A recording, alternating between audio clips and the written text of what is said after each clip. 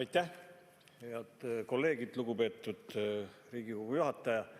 Me oleme täna tõeliselt ajaloolises hetkes ja ajaloolise valiku ees, millest on ka varem räägitud, sest see põhiseaduse muudatus, juhul kui ta peaks jõustuma, muudab nii meie olevikku kui ka meie tulevikku ja väga pikaks perioodiks.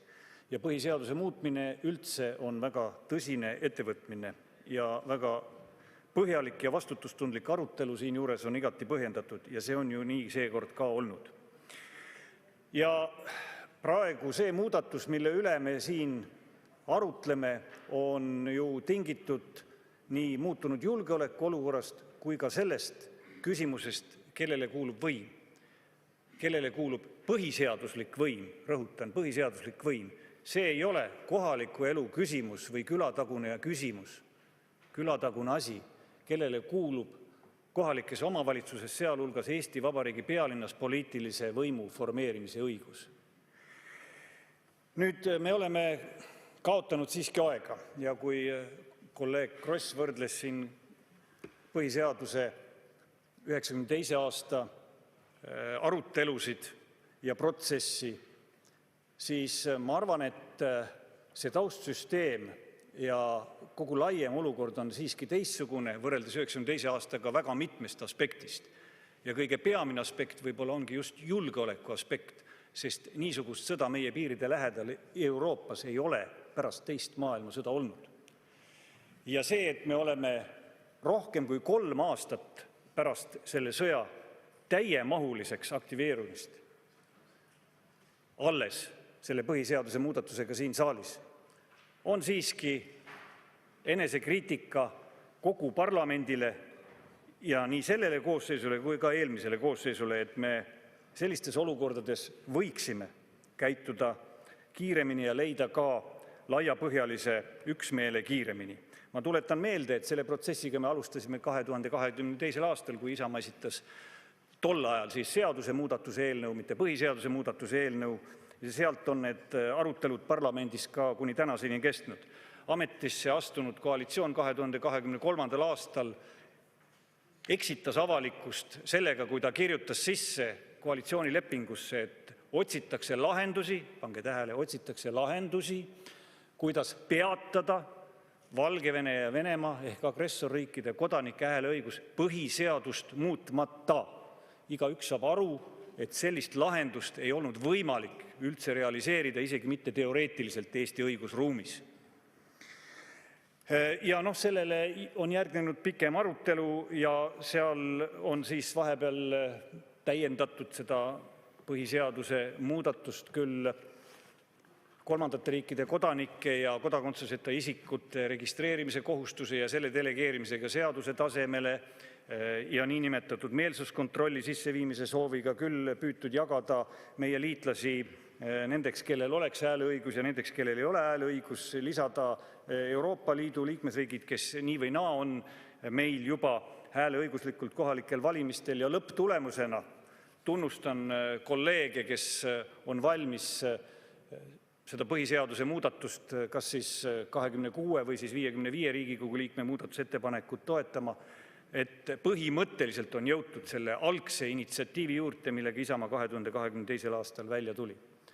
Aga kuna küsimus on ka julgeoleku küsimus, siis ma tahan rõhutada, et siiski üks tilk tõrva selles meie potis on.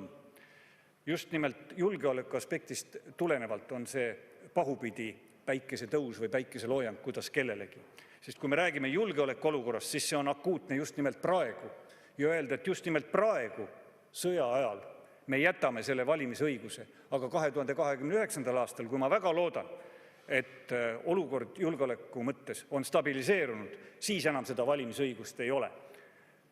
Nii et on natuke kahju, et me ei ole valmis minema seda lihtsat ja kiiret lahendusteed, aga jah, igal kompromissil on oma hind ja ma kinnitan, et Isamaa on valmis ühise laiapindse toetuse leidmise nimel loomulikult toetama ka kompromissettepanekut. Miks see muudatusettepanek on ka tuleviku seisukohalt oluline?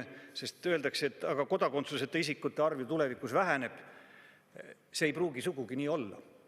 Sellepärast, et et meile on juba tänaseks siia sisse rännanud kümneid tuhandeid sõjapõgenikke Ukrainast, kellel praegu kehtiva põhiseaduse ja kehtiva valimisseaduse kohaselt tekiks tulevikus valimisõigus kolmandate riikide kodanikena. Ja me ei tea, kuidas käsitleda siis neid kõiki riikide kodanikke, keda Eesti riik ei ole tunnustanud, on nad Palestiina, Lõuna-Osseetia, Abhaasia ja teised. Nii et see põhiseaduse muudatus loob turvalise keskkonna ja kontrollitava keskkonna ka meil tulevikuks. See on oluline ka sisemise rahu ja turvalisuse seisukohalt, kui siin on ikka küsitud, et milline on see julgeolekuanalüüs ja nii edasi. Tuletan meelde hiljutisi Rumeenia valimisi, kus Venemaa jõuliselt püüdis valimistulemusi mõjutada. Ja kui meil Eestis tulevikus ei ole enam sellist sihtrühma, keda taoliselt oleks Venemaal võimalik mõjutada, siis loomulikult kaob ka Venemaal motivatsioon sekkuda niisugusel kujul oma naaberriigi sisemistesse valimistesse. Ja kas ei ole liiga vähe aega järgmiste kohalike valimisteni, et seda põhiseadust muuta õigusriigile kohaselt, siis ma võin öelda, et ei ole, sest meil on ka varasem kogemus, seesama 1992. aasta kogemus, kus põhiseadus jõustus 3. juulil 1992 ja valimised toimusid juba 20. septembril 1992. Või 1999. aasta valimisseaduse muutmine, kus me sätestasime eesti keele oskuse nõude 16. juunil 1999 ja valimised toimusid 17. oktoobril 1999 samal aastal. Nii et meil on olnud kogemus, mis on läbinud nii presidendi kui õiguskantsleri institutsiooni, neid ei ole ka vaidlustatud ja seetõttu ma julgen küll kinnitada ja kutsuda üles ka kolleege julgelt hääletama selle poolt. Ja lõpetuseks, kas 1992. aasta põhiseaduse koostajate langetatud valikud oli viga? Seda võib nii ja naa tõlgendada, aga see taustsüsteemi olukord olid tegelikult täiesti erinevad. Siis tekkis hetkega peaaegu 500 000 määratlemata kodakondsusega isikut, Vene väed olid sees ja nii edasi. See taust oli täiesti teine ja see valikute tegemise koht ja aeg oli täiesti teine, nii nagu ka praegu selle Venemaa agressiooni taustal meil on olukord erinev tollest ajast. Nii et ma kutsun üles kõiki kolleege lähtuma oma südametunnistusest ja parimast tõeks pidamisest, heitma kõrvale opositsiooni, koalitsiooni ja erakondade vahelised piirjooned ja toetama seda muudatusettepanekut. Aitäh!